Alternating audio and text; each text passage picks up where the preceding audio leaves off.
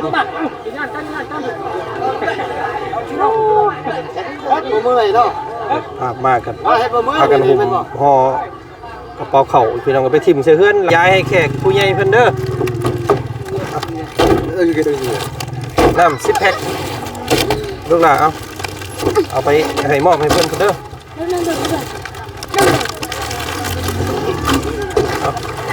ไปซอยกันคนน่ะพี่น้องเนาะอันนี้ต้องเพื่อกับประกาศไม่อีกทีนึงบ่ยันว่าเขาทึกคู่เลยนอกคู่เลยครับอ่านตามเลยชื่อตอบซอยคืนซอยคืนเอาไว้เป็นหลักฐานเนาะก็ได้ปุ๊บเนาะเจ้าข้าวแล้วบ่บ่บุญสารวัตรนี่บ่บุญสารวัตรเข่า100 กิโลขาปิดตาแล้วมาเอิ้นกันดีกว่าทั้งที่คอยมานี่มากินข้าวเด้อเนาะเราก็ยังอายพี่อายกองกินข้าวด้วยน้องเอ้ยโอ้เนาะข้าวกินลาบหมูเอิ้นกินข้าวแล้วบ่เห็นฮอดทางเข้าพี่น้องเอ้ยเนาะเต็มอยู่หมูฮอดหมงเข้าเลยเนาะเป็นต้นครับมาเด้อโอ้ยมาแม่นี่เพิ่นต้นครับนี่เห็นบ่ไก่เป็นโตรุ่นกระโตกมุนได้นี่พี่น้องเลย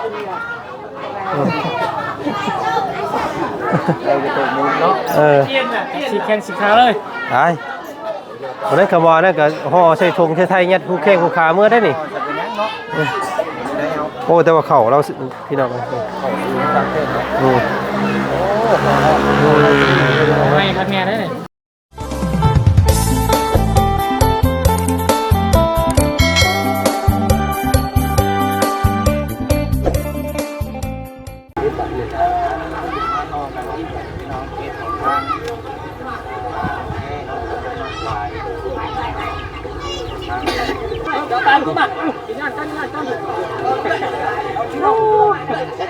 เมื่อยเนาะ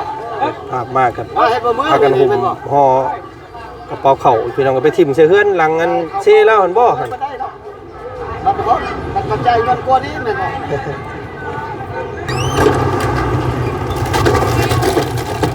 น้ำเอาไปย้ายให้แขกผู้ใหญ่เพิ่นเด้อน้ำ10 แพ็คลูกหลานเอาไปให้มอบให้เพิ่นเด้อ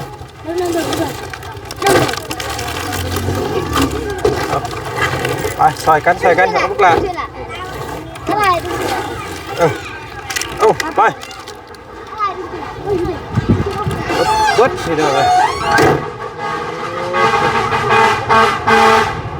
ตั้งพี่น้องเลย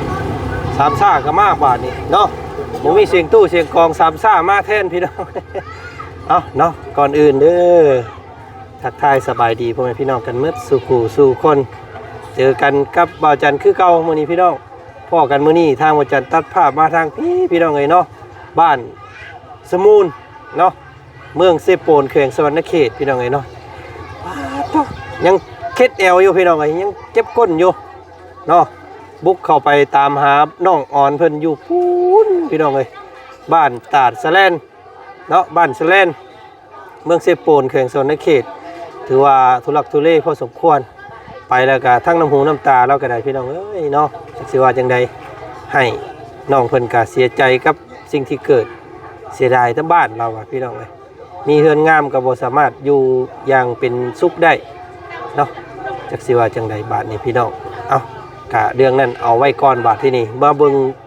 เรื่องโศกเรื่องเศร้าเอาไว้ก่อนเนาะมาเบิ่งเรื่องเล่าดีๆบาทที่นี่พี่น้องเอ้ยเนาะเรื่องเล่าของน้องวายสร้างครอบครัวใหม่พี่น้องเอ้ยเนาะเพื่อนอาจจะห่างแน่แต่ว่าแขกคนเพิ่นมานี่บ่ได้ห่างจากนี้เด้อพี่น้องเด้อเนาะถือว่าเต็มจัดเต็มพี่น้องเอ้ยเนาะผูกพี่น้องเอ้ยเอามื้อนี้ทางบ่จันก็มีน้ำเด้อพี่น้องเอ้ยมาซอยเนาะผมมีหยังมาซอยเพิ่นเอาน้ำมาซอยพอได้ยกย่อแขกคนเนาะไปพี่น้องเอ้ยมาบ่เพิ่งก็ตั้งมาโลด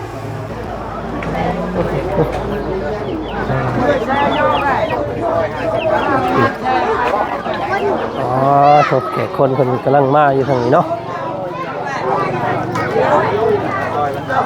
ทางสบายดี สบายดีสบายดีทาง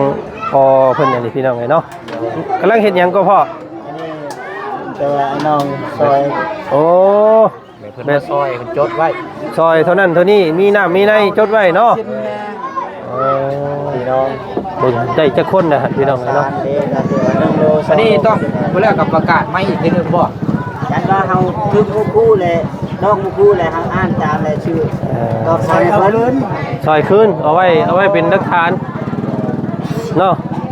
บ่ได้มาซอยบัดเฮาสิไปซอยเพิ่นยังซอยถึกเนาะแบบนั้นเด้ มา พี่น้อง นี่เนาะ เอา ครั้งแรกเนาะ บ่จันน้ำ10แพ็คเด้อเมื่อกี้นี่เด้อน้ำ10แพ็คน้ำ10แพ็ค จดได้จดน้ำ10แพ็คเอา น้ำ10แพ็คกับเงิน100,000 บ้านยังน้อยจ้ะ บ่าวจันบ่าวจัน อะไรกันเนาะ เอาพอนี่ซอยน้องเพิ่นเด้อซอยเพิ่น เฮาก็สิร่วม ต่อยอด แสดงความยินดีนำเด้อ ใช้ทั้งน้องหวายอยู่ใช้สักจดบันทึกก่อน แม่นจดบันทึก เราอยู่ใช้ น้ำ10แพ็ค น้ำ10แพ็ค เราบ่ได้อยู่ในเรือนนี่บ่ในบ้าน เลยมีแต่ลองอันมาว่าไปมอบเงินยังไง จดบันทึกเนาะ น้ำ10แพ็คเงิน100,000กีบ ซอย มาโม้น้ำกัน โมเป็นโม โอ้หมดดิน มาบ่เชียงมาเอาเฮ็ดบ่เชียงเพิ่นก่อนเอา ดินเนาะโมทนาบ่ ต่อยอดช่วยเพิ่นช่วยกัน เอาที่เอาเฮาก็บ่ได้ซื้อหยังมามีแต่ว่า100,000กิกเด้อร่วมแสดงความยินดีกับทั้งลูกสาวลูกเขยเนาะหักแข่งกันตัวแย่งกันเนาะลงบันทึกเลย100,000กิกเด้อบ่เสียง เลยเนาะจดเรียบร้อยเนาะ ได้ลงแล้วบ่ กำลังจดอยู่พี่น้องเอ้ยเอาสุกเบิ่งใกล้ๆอยู่เฮาก็ได้ เสียงเนาะ ปึ๊บเนาะ จดข่าวแล้วบ่จดข่าวแล้วบ่บ่บุญสารวัตรมีแล้วบ่บุญสารวัตรเข้า100กิโลสองกระสอบเนาะให้2กระสอบจากแม่มุ้ย ส่วนหลายเพิ่นจะจดแบบนี้แหละบ้านเฮาพี่น้องเอ้ย เนาะคักได้เนาะแบบนี้เนาะ เวลาเฮาสิไปซอยเพิ่นคืนก็เฮา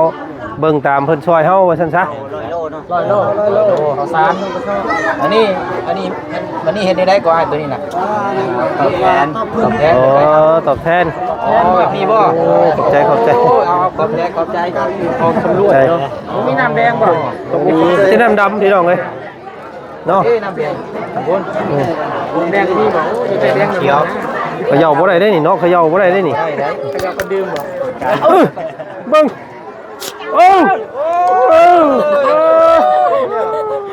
เอ้าดิแตกกากรถบาท เอาเนาะเอาดื่มให้น้องเพิ่นเด้อพี่น้องเด้อ คมบ่ โอ้นึกว่าโคกบ่แม่นมันคล้ายๆกาแฟ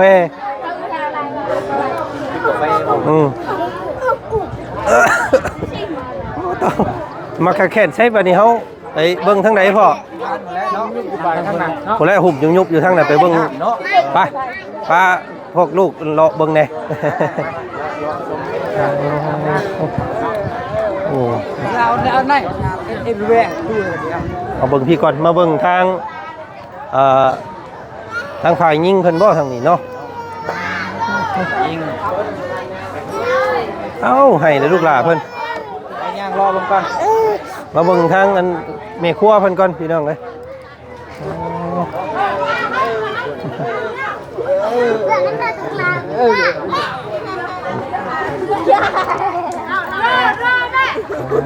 อันนี้ทางเพื่อนเจ้าสาวเพิ่นทางนี้เนาะ โอ้เมียอันนี้ก็ปิดหน้าปิดตาแล้ว มาเอิ้นกันดีกว่า ทั้งที่คอยมานี่มากินข้าวเด้อเนาะเราก็ยังอายไป อายก็ โอ้ย เลยบ่หยอกเลย กินกับหยังก็มีหยังกินมื้อนี้น้ำหมูอันนี้แผนกเพิ่นมา1ข้าว1น้ำซอยเนาะเพิ่นต้องเพิ่มเวลาเพิ่มกำลังก่อน กำลัง เอา มาใหญ่มาพี่ใหญ่มาพี่บาดนี้ มีครัวนะนี่เนาะ อืม ดอง มีครัวอยู่ไง กินข้าวด้วยน้องเอ้ย โอ้ คือแม่ เนาะบง ข้าวกินดับบู เอิ้นกินข้าวแล้วบ่เห็นฮอดทางเข้าพี่น้องเอ้ยเนาะเต็มอยู่หมุ้ยฮอดหมงเข้าเลย นึ่งแล้วนึ่งแต่เป็นตะเวนนั่นนึ่ง มื้อแรงเบิดคืนมื้อแรงอีเนาะ หมดคืนได้นึ่งข้าวซอย โอ้พี่น้องมื้ออื่นจักโมงก่อนมื้ออื่น มื้อน่ะได้กันได้มื้อ ประมาณ9โมง10โมงเนาะ 2โมงเอาพี่น้องเอ้ยใครอยู่เสาเนาะสวยแน่ครับว่าเช้าแล้วยันตื่นบ่ทันพี่น้องเอ้ยโอ้ผู้ทางนั้นเนาะหม่องคนข้างอันนี้เฮ็ดอยู่เฮ็ดกินผูกทางทุกพ่อเพิ่นปาดนี่ยังอยู่พี่น้องเอ้ยมาเบิ่งก่อนทางนี้เนาะ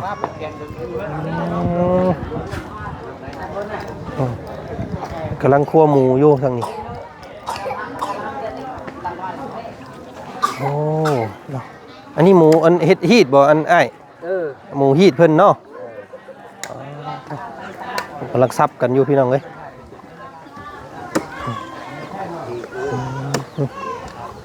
ยังสิมีแบ่อีกมื้ออื่นเนาะมีแบ่มีงัวพี่น้องเอ้ยผู้งัว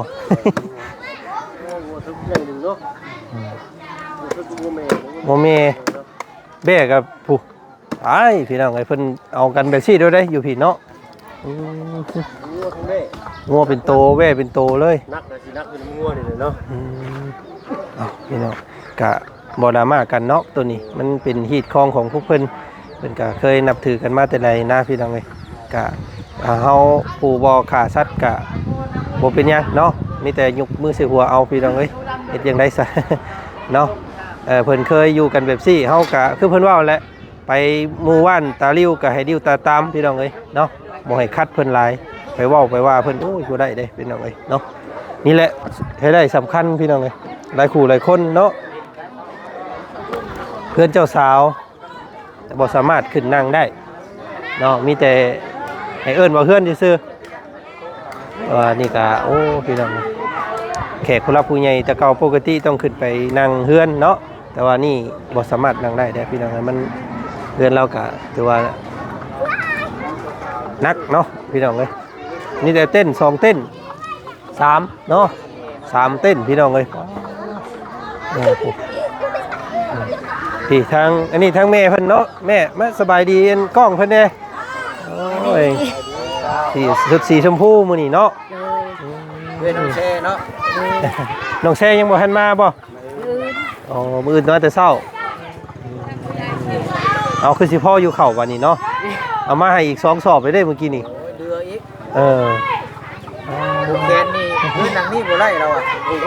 นี่สิฮะ เนาะขึ้นเฮือนหลังนี้บ่ได้แต่ว่าเอาเข้าเมื่อกี้ขึ้นพี่ไว้พี่บ่เดียวขึ้นก็ได้หลายคนโอ้ตก เราบ่เป็นหยังเนาะหานั่งโต๊ะนั่งเต้นเอาเนาะแต่ว่าเจ้าสาวบ่เห็นเจ้าสาวยังบ่มาบ่เอาเฮมาแต่พุ่นได้บ่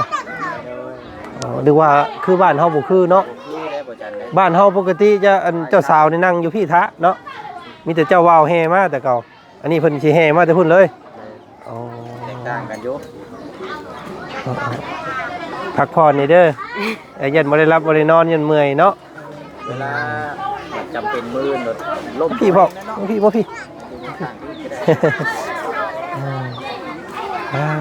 เนาะ เราเนาะมีลูกน้ำกัน7คนเฉพาะเจ้านะโดย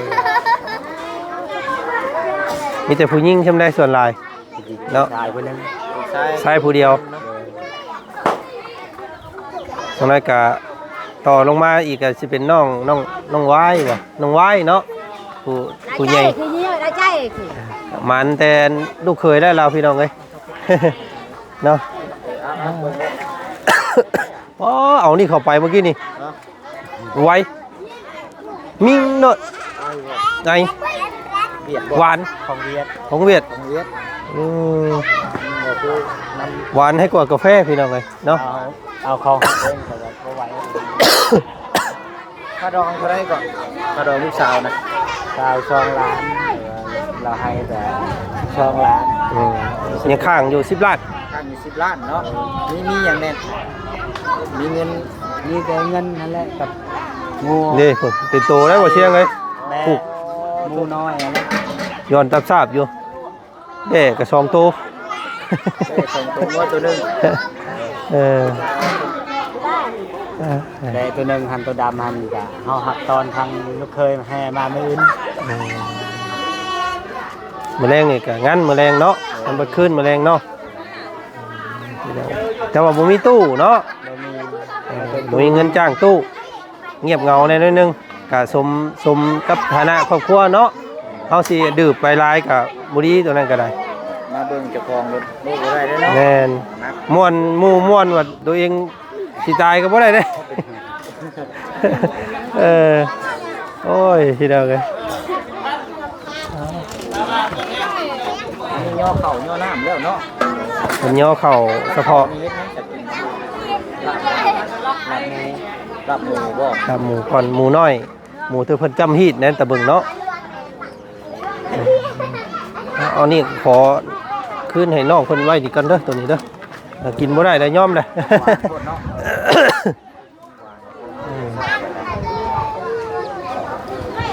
เอาเนาะมาเบิ่งกันมาทันมื้อเช้าเนาะ แม่นมื้ออื่นแล้วเฮาก็สิมาถ่ายทำให้พี่น้องเบิ่งว่าขบวนการแห่ไผแห่เคยเพิ่นสิเป็นแนวใดเนาะมื้ออื่น มื้อนี้ก็มาซอยซำนี้แหละเฮาก็น้ำ10 แพ็คเนาะพอได้ย่อเฉพาะอันแขกผู้รับผู้ใหญ่เพิ่นเนาะพอบ่อายเพิ่นพอย่ออันผู้รับผู้ใหญ่ต้อนรับทางฝ่ายซ้ายเพิ่นมื้ออื่นเนาะก็คือสิเพียงพออยู่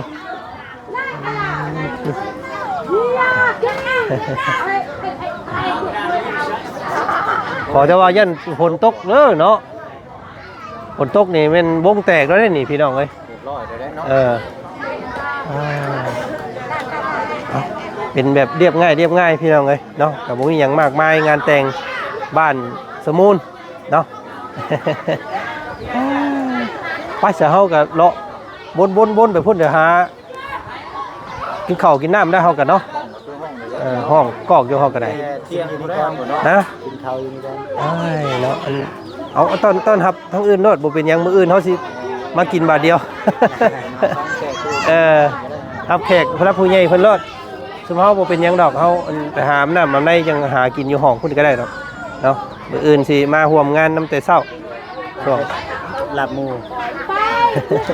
กินข้าวก่อนจบไหล เอาไปแล้วเลยเนาะโลกกระกลมอยู่เด้เนาะน้องหลาน้อยครับน้องวายเพิ่นได้เป็นแก้วเป็นเคยเป็นนั่นเป็นดองกันว่าซะคือว่าน้องเพิ่นก็ว่าสิมาซอยเวียกอยู่มื้อแรงบ่เนาะช่วงค่ำเอาสู้ๆพ่อสู้ๆเด้ออันเอ้ยเด้อจักสิเอิ้นพ่อจักสิเอิ้นอ้ายพี่น้องเอ้ย อันนี้งานแต่งครั้งแรกของลูกสาวบ่นี่ครั้งแรกบ่ ลูกสาวกก ลูกสาวโกครั้งแรก ครั้งแรกเฮ็ดยังบ่ถึกเลยเราก็เนาะดีใจ เล่นหน้าเล่นดังเลยเนาะเข้าหลังก็ตื่นว่ามี มื้ออื่นมีเสื้อใส่บ่มื้ออื่นเอาเสื้อเอาตัวนี้เลยไปพี่น้อง นี่ เนาะ เชื่อแบบนี้แหละช่วงแบบนี้แหละ เสือมาแต่ไทยเรื่องเนาะนี่ เชื่อนี่น้องแชร์มาให้ น้องบัวลำพูน้องบัว เมือง เนาะ น่าอยู่ เสือเป็นเอกลักษณ์เนาะ นี่เชื่อแบบนี้แหละมี เอาบ่เป็นหยังเนาะได้แล้วสำนึกอ่ะต้องหยังมากมายดอกพี่น้องเอ้ยไปซะเฮาเลาะออกข้างนอกก่อนเด้อบัดนี้เด้อเอาหารับแขกรับคนซะอยู่ดีมีแฮงสบายดี เราปลอดภัย กินข้าวกินน้ำก่อนนี่นะ โอ้โดย เอาไปเอากัน โอ้พี่น้องเลย ยังโตหมดกินข้าว ใช่เนาะเอาบ่ซะบ่เสียงใช้บ่บุญไปทางใดเลย นี่กินข้าวก่อนดู เพิ่นสิโอ้ยคือสิเอาเดี๋ยวให้เบิดโตเลยนี่เนาะ หมดโตเลยให้น้องกินอิ่ม เอิ้นมาแม่ซะบ่บุญหั่นเนาะมันก็เพิ่นก็สิบ่เดียวบ่เฮาบ่เนาะมันคือว่าพิเศษโพด เด้อบ่บุญเกาะจุได้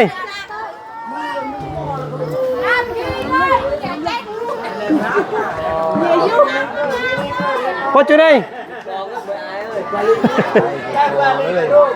อ๋อเดี๋ยวเลยนี่เนาะเฮ้ยเป็นต้นครับมาเด้อมาเด้อโอ้ยมาแม่มาแม่นี่เพิ่นต้นครับนี่เห็นบ่ไก่เป็นโตรุ่นกระโตกมุนได้นี่พี่น้องเลย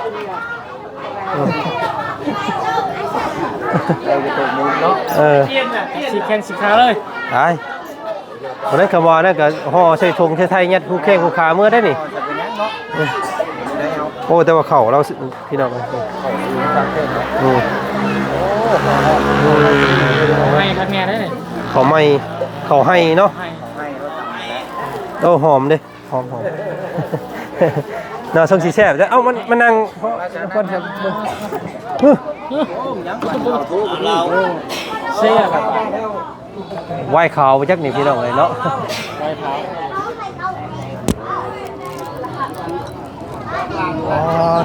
ไหว้เท้าพี่จีนถั่ว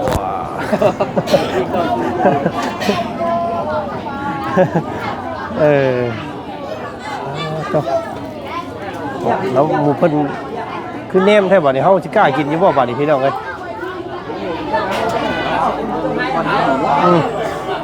มา3คน4คนเขารอแล้วกล้าเฮากินข้าวบาดนี่ตายเอาชิกมาสิพี่น้องขอโทษขออภัยเป็นโตไปนี่เลยนี่ค่อยก็กล้าปานใดได้พี่น้องเอ้ยขี่กินได้ก่อนเอ้า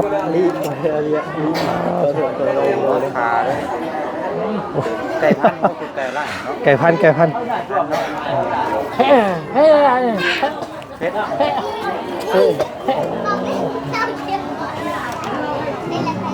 ที่เด็ดเนาะจิ้มมันจิ้วจะพูดเนาะเอากล้าเห็นกันได้คนเนมได้ซ้ำค่อยกันไก่บ้านได้ไก่บ้านโอเคใช่เนาะโมไวแล้วเสร็จพี่น้องเดี๋ยวมาเลยมาโอ้บาสกินดินเนี่ยมันแซ่บดีได้บ้านสบายดีเด้อเด้อโอ้ยสบายดีเอากินข้าวก่อนจ้ะพี่น้องไงมื้ออื่นพ่อกันไม่อีกเนาะเพราะว่าช่วงเช้าไผ่เคยมามื้ออื่นเอากะสิมาถ่ายบรรยากาศให้พี่น้องเมืองส้มเนาะอีกรอบนึงอื่นเพื่อแหละม่วนพี่น้องเลยมื้อนี้ยังพาเบิ่งพาส้มกันเตรียมเนาะเตรียมกับข้าวกับน้ำเตรียมต้อนรับว่าซั่นซะพี่น้องเลยกะสิประมาณนี้เนาะบ่มีสิ่งตู้เสียงกอง